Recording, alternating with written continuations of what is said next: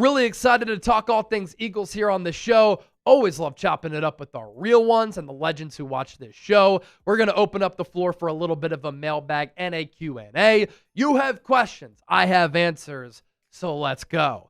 Trey Lasado gets us started saying this. Do you see Jaelan Phillips getting an extension if he keeps getting better after that amazing performance last Monday? No doubt about it. And I know a lot of teams are going to hit pause because of the injury history. Medically retired in college, but had a good career at Miami and UCLA. In 2023, tore his Achilles. Came back from that, tore his ACL in 2024. And some Dolphins writers and people who cover the team had said, really good player, physically not the same guy.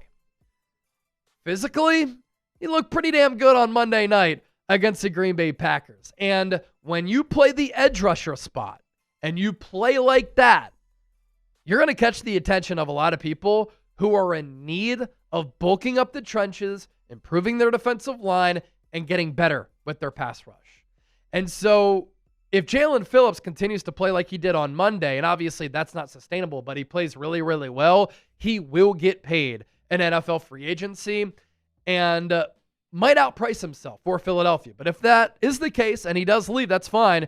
Eagles slotted to get back a third-round compensatory pick for him. But what a player, what a debut. And it wasn't just him as a pass rusher, right? Where he was active, pushing the pocket, moving Jordan Love off his spot, being able to generate pressure. He was also excellent against the run.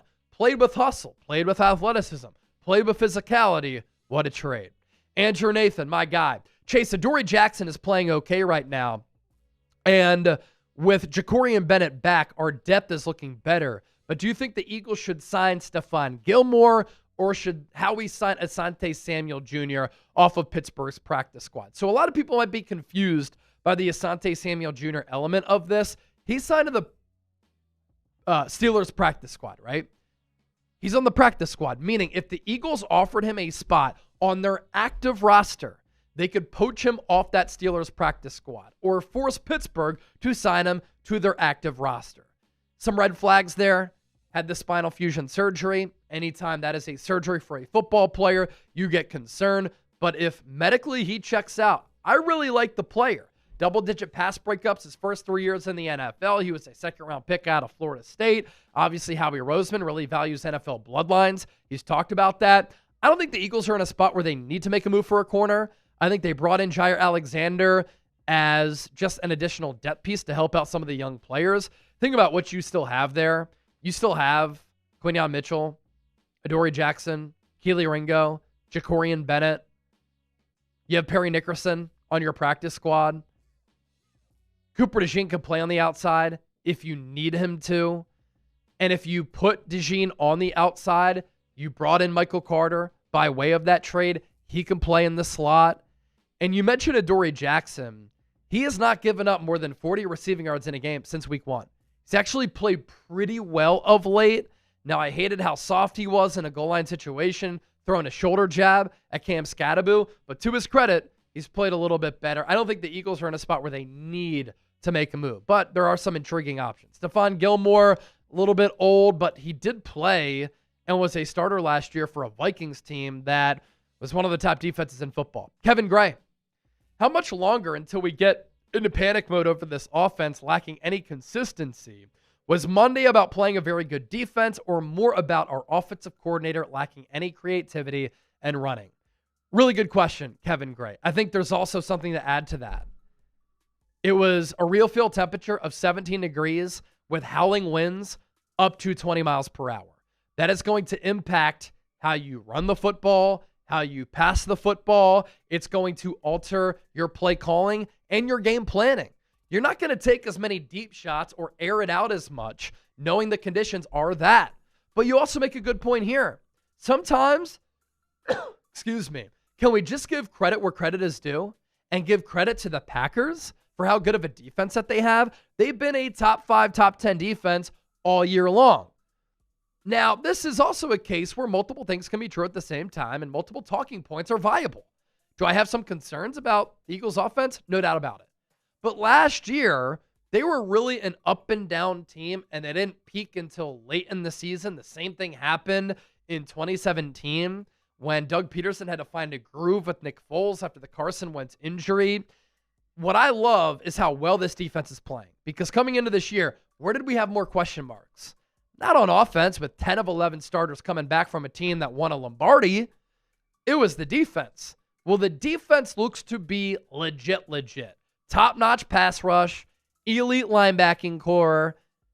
Quinyon Mitchell's playing like a first-team All-Pro. Cooper DeJean is the best slot corner in the NFL. You can get by with your safeties right now. I like Reed Blankenship. Andrew McCuba's fine. He's a young player who's going to continue to grow. But, yeah, I mean, you want to see this Eagles offense be more consistent. I don't love how Kevin Patullo at times is conservative and coach is scared. But I do believe in this offense that they're going to find it at some point and be more consistent. The other thing, the 2 games going into the bye, Hurts threw 3 tuds over 300 yards against the Vikings in Week 7. Week 8, they ran for nearly 300 yards against the Giants.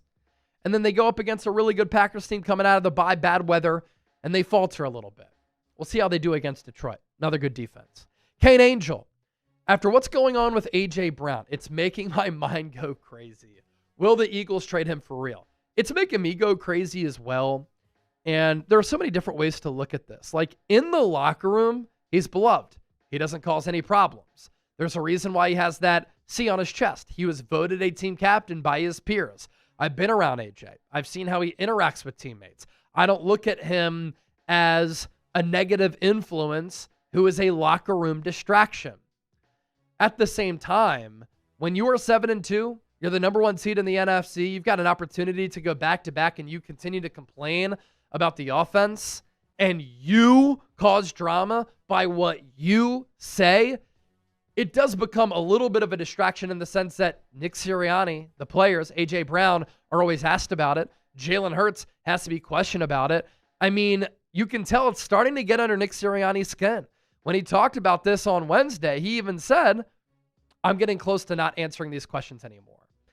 So I don't want A.J. Brown to get traded. I think he's the best wide receiver in franchise history. I've been saying that the last 2 years. He is a special one-of-one player. He's a top 3, top 5 wide receiver in football. But if it gets to a point where the distraction becomes too much, then I wouldn't be surprised if the Eagles trade him away this offseason. And if they do, because he wants out, I hope he gets sent to like the Jets or the Cleveland Browns. Because look, he's been an All-Pro every year he's been with the Eagles. And I don't really like how sometimes he treats and acts toward Jalen Hurts. I don't know what's happened there. But I wish that at times he just wouldn't say what he says. And the other thing that bothers me, people will say Eagles media, Philly media, they're trash. A.J. Brown is the one who starts all of this, not us. We're not on Twitch. We're not on his Twitter page. We're not doing what he's done on the sideline with some of his outbursts. It's him. Next one from CLXZP. Do you think that we should hire Brian Daboll as our offensive coordinator because Kevin Patullo is not it, man?